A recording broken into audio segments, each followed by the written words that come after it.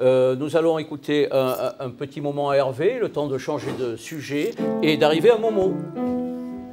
Ouais, tu comprends, faut le balancer le sujet. Merci Hervé. Bonsoir Momo. Bonsoir monsieur Marcel. Voilà. Alors, on te convie aujourd'hui pour cette vidéo que tu as commis il y a quelque temps et qui s'appelle Travail d'arabe. C'était quand même le prix de la meilleure première œuvre de fiction au Festival de Namur en 2003. Il y a donc eu une excellence reconnue. J'en dis quelques mots sur le pitch, surtout. Alors, décidé à se racheter une conduite après un délit mineur, Momo découvre avec stupeur les agissements sans scrupules de ses nouveaux patrons. Alors, qu'est-ce qu'il doit faire? Est-ce qu'il doit se taire? Est-ce qu'il doit fermer sa gueule ou l'ouvrir, hein? C'est un peu ce qu'il se demande. Voilà. Alors, dans cette vidéo, tu l'as ouverte ou tu l'as fermée?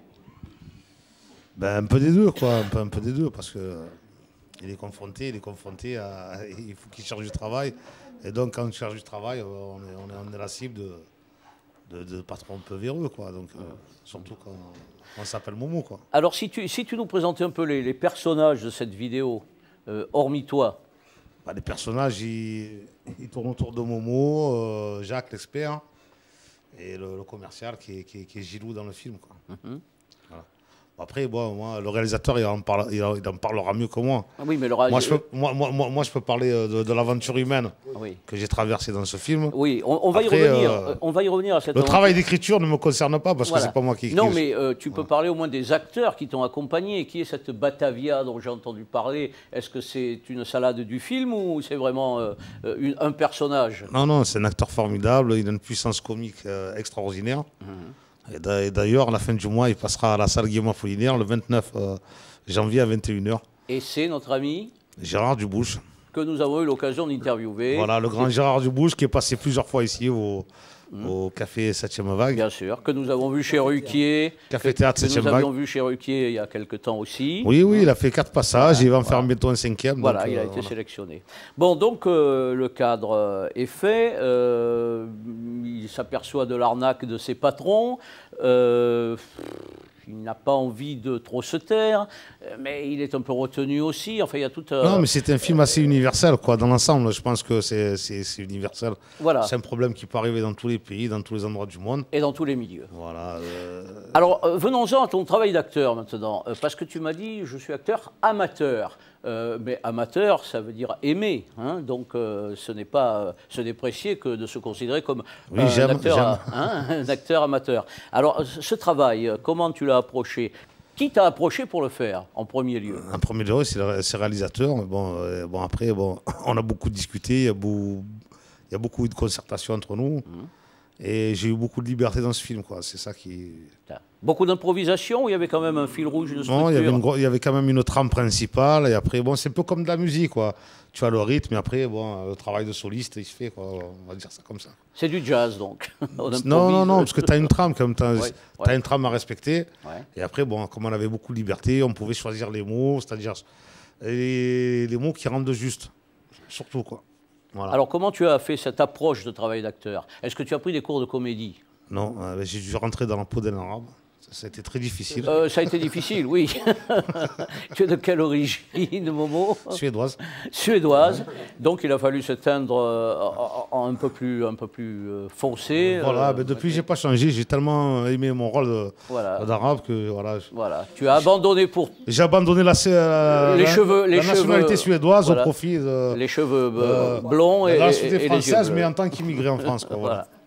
Alors, ce travail d'acteur, là, tu l'as pris comment? Est-ce que tu as fait du théâtre? Tu as fait du théâtre? Non, monsieur. Non, jamais. Donc le cinéma, c'est quelque chose de très particulier. Il y a des plans séquences, il faut s'arrêter, il faut dire je t'aime un bout de scotch. C'est assez difficile parfois. J'ai dit un bout, je n'ai pas dit une bouteille. Hein, mais quand tu as fait de la maçonnerie et quand tu as fait des tranchées, franchement, je ne pense pas que ce soit le plus difficile, le métier d'acteur. Non, voilà.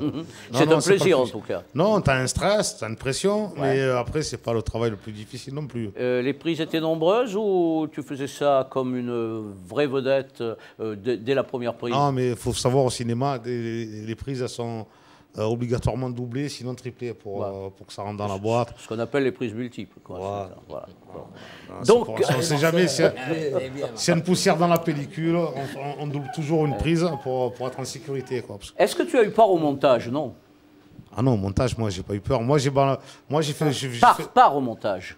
Pardon? Est-ce que tu as eu part? Est-ce que tu as participé au montage? Ah non, pas du tout. Non, ça m'appartient pas, ça. Non, mais j'ai eu peur de rien. Voilà, moi, je suis comme un interprète, comme un musicien. On me donne une partition, j'essaie de la lire, de l'exécuter au mieux possible. Et après, voilà. Après, moi, je sens que j'ai eu beaucoup de liberté.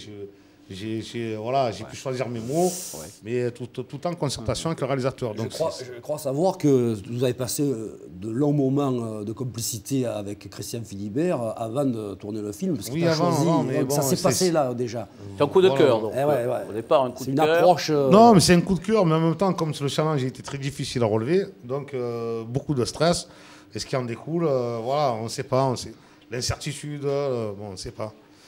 Donc voilà, en même temps, c'était vachement... Voilà, c'est beaucoup de stress et en même temps, voilà, comme c'était un gros challenge, pour moi, c'était vraiment excitant pour moi. C'était un beau challenge. Et y aura-t-il une suite? Si ce n'est une suite avec le même réalisateur, est-ce que tu penses que si l'on t'appelle pour quelques autres réalisations, tu diras oui? Oui, non, mais sans problème. De toute façon, moi... quand tu connais le cinéma, quand tu as joué dans un film une fois, 2 fois, 3 fois, 4 fois, c'est l'addiction. Après, c'est difficile de dire non. Je vais être provocateur. Ça sera pour le fun ou pour le fric? Il y a les deux, toi. C'est très bien d'être Il y a les deux. Dans le cinéma, il y a...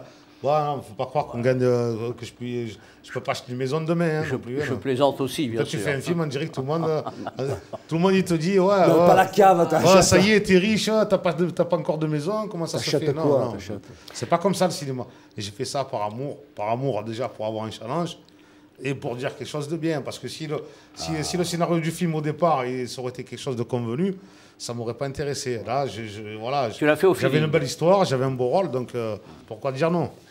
Et est-ce que c'est très gênant lorsque maintenant tu sors dans la rue, que l'on te demande des autographes et qu'on t'applaudisse? Ouais, mais ça ne m'arrive pas tant, pas si souvent que ça non plus. Je te tendais la perche pour que tu dises oui, c'est un peu gênant. Les deux premiers mois. Non, c'est pas gênant. Moi, je suis pas un garçon pudique, alors il n'y a pas de souci de ce côté-là. Donc, que les filles se jettent à mes genoux, il n'y a pas de problème. Pas de problème. Moi, je dirais pas non. Hein. Ça t'a permis d'avoir des aventures grâce à ça? Non, pas du tout. Non, pas du tout.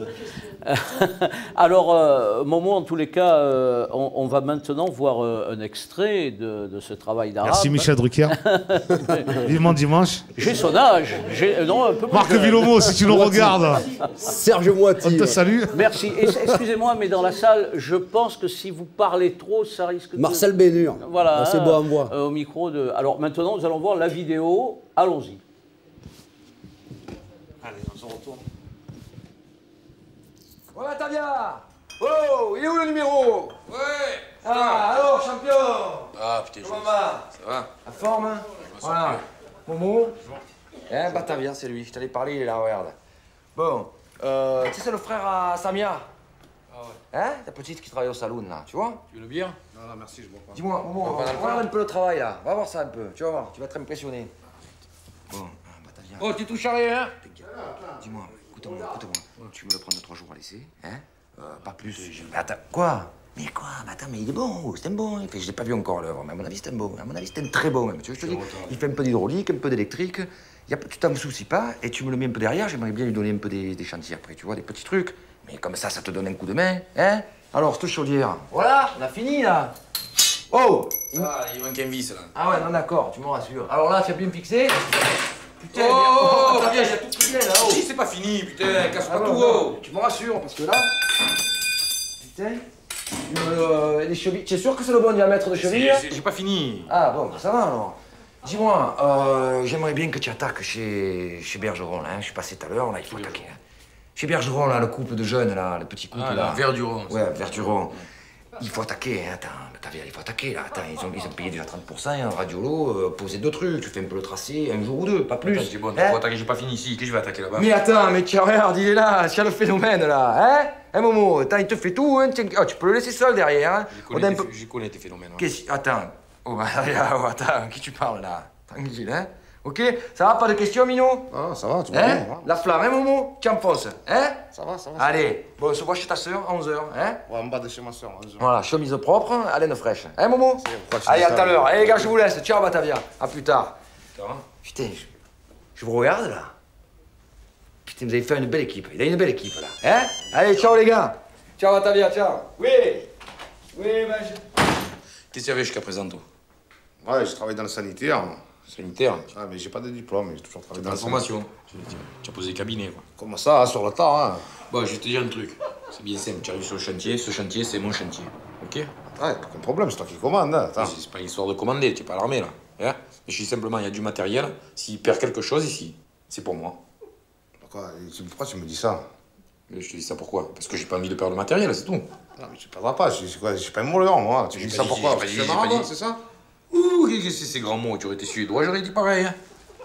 Bon, le principe, si tu veux, l'élément clé, hein, si tu veux, c'est d'amener l'eau chaude de la chaudière qui est dans la pièce à côté, tu vois, parce qu'en général, au radiateur, tu as tout compris.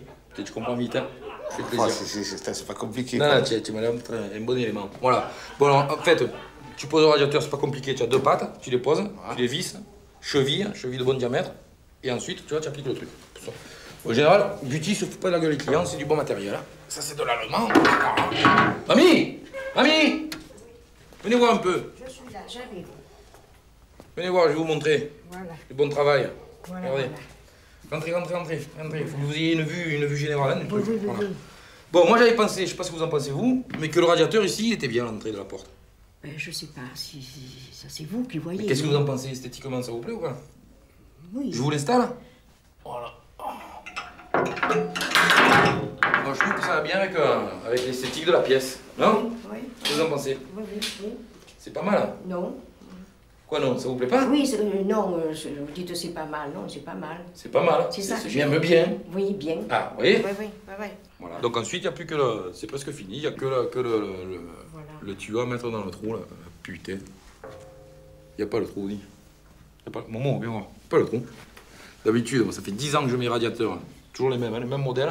Le trou est tout le temps là. Et là, cette fois-ci, ils me mettent le trou en haut. Et alors, comment tu vas faire? Eh bien, on va trouver une solution, hein, c'est tout. Hein. Voilà. Toi, tu trouves toujours des solutions, toi? Mais c'est mon métier de trouver des solutions, tu es bon, toi. Et il faut que je sois efficace. Hein. La droite ligne. Tu dois avoir plein d'astuces. Ouais. Tu vois, je veux dire, la droite ligne, on fonce. S'il y a un problème, il n'y a pas de problème. Il n'y a que des solutions. Moi, je préfère. Il n'y a que des solutions, tu le sais, ça? Moi, je préfère comme ça, tu vois. Je te montrerai, fils. Tu vois.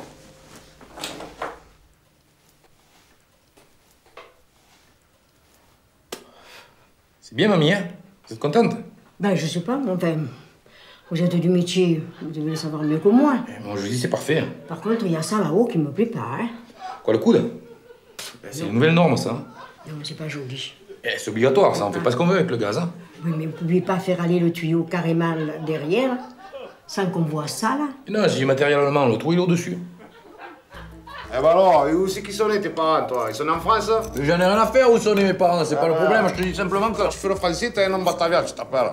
La différence, c'est que ça se voit que tu es arabe, voilà. Hein? Ça se voit que tu es arabe. Je vais pas le cacher, moi. Tu connais pas, moi. T'as vu là, ça se voit sur ta tête, c'est tout. Qu'est-ce que c'est, mamie? Exprimez-vous, putain, vous êtes de mon avis ou vous n'êtes pas de mon avis? Non, ça... C'est pas de parler les arabes, tu que ça parler ou quoi? Tu aurais été suédois, je t'aurais parlé de Suède. Tu es arabe, je te parle d'Arabie. C'est le cliché, ça. Chaque fois que tu regardes la télé, tu écoutes toutes les conneries que tu dis à la télé aussi. J'ai pas vu à la télé, j'ai vu comment on a parlé. Tu fréquentes les arabes? J'ai rien contre les arabes, je suis pas en train de te dire. Heureusement que t'as rien, parce que si t'avais quelque chose, putain, on est mort. Heureusement que t'as rien. Tu vas dire quoi? Que je suis extrémiste, je suis fasciste?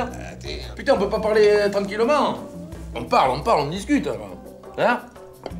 Moi, j'essaie de comprendre. Je suis quelqu'un d'ouvert. Hein. Y a pas de problème. Hein. Ouais, voilà. Il m'a traumatisé, ce Batavia. C'est lui le phénomène, hein. Ça me déconne. Ça y est, tu te la joues, toi, t'es content, hein? La vieille nouvelle. Ça y est, putain, Gilou, je crois qu'il me bat. Hein. Il a vu que j'étais un bosseur, tu vois. C'est vrai? Eh oui, c'est lui, il me sort à moi ce soir. Bah écoute, Inch'Allah, ça marche pour toi. Est-ce que tu veux me faire conduire la Porsche, il m'a dit, tu vois. Oh. Eh oui, ça y est, je l'ai traumatisé. Hein. Moi, deuxième mois, c'est moi, pas toi ici. Ma parole est du c'est à moi. Hein. Ah oui. Wallah, Inch'Allah. Ah, bah, tu vois, tu vas voir. Tu vas voir, tu vas t'en faire de moi. Ma parole, tu vas t'en faire de moi.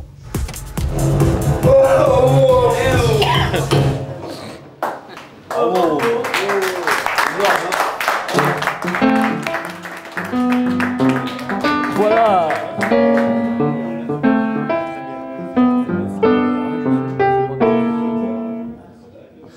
Mais voilà, merci Hervé qui fait ces enchaînements.